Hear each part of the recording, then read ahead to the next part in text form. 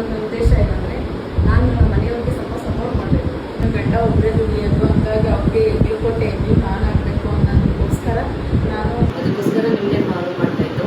ನಿಮ್ಮ ಹತ್ರನೇ ಕಲಿಬೇಕು ಅನ್ನೋದು ನಂದು ಅದು ಮೊದಲನೇ ಆಸೆನೇ, ಫಸ್ಟ್ ಆಸೆ.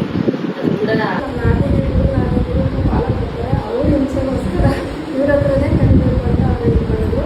ಅದಕ್ಕೆ ನಮ್ಮ ಯಜಮಾನರು ಸಪೋರ್ಟ್ ಮಾಡಿದ್ರು. ಹೀಗಾಗಿ ಕೋರ್ಸ್ ಏನು ಆಯ್ಕೆ ಮಾಡ್ಕೊಂಡೆ ಅಂದರೆ ಇದರಿಂದ ನಾನು ಏನಾದರೂ ಸಾಧನೆ ಮಾಡಬೇಕು, ಮುಂದೆ ಬರಬೇಕು. ಮತ್ತು ನನ್ನ ಹಸ್ಬೆಂಡ್ ಬಂದು ವ್ಯವಸಾಯ.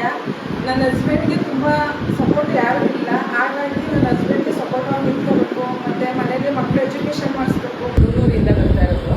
ನನ್ನ ಕಾಲ ಮೇಲೆ ನಾನು ನಿಂತ್ಕೊಬೇಕು. ನಾನು ಇಲ್ಲೇ ವೃತ್ತಿಯಿಂದ ಬರೋದು. ನನ್ನ ಈ ಪ್ರೊಫೆಷನ್ ಏನಕ್ಕೆ ಆಯ್ಕೆ ಮಾಡ್ಕೊಂಡೆ ಅಂತಂದರೆ ನನಗೂ ಒಂದು ಕಡೆಯಿಂದ 4-5 ಕಡೆ ಕೆಲಸ ಮಾಡಿದ್ದೀನಿ. ಯಾಕಂದರೆ ಅಲ್ಲಿ ಎಲ್ಲರೂ ಚೆನ್ನಾಗಿರ್ಬೋದು, ಎಲ್ಲರೂ ಸಪೋರ್ಟ್ ಮಾಡ್ಬೋದು. ಬಟ್ ಅಂದರೆ ನಾವು ನನ್ನ ಹೆಸರು ಬಂದು ನಾಗಮಣಿ HK ಅಂತ ಹೇಳ್ಬಿಟ್ಟು ನಾನು ಬರ್ತಿರೋದು ಹಾಲ್ಮಂಡಳ್ಳಿ ನಿಯರ್ ಬೆಂಗಳೂರು.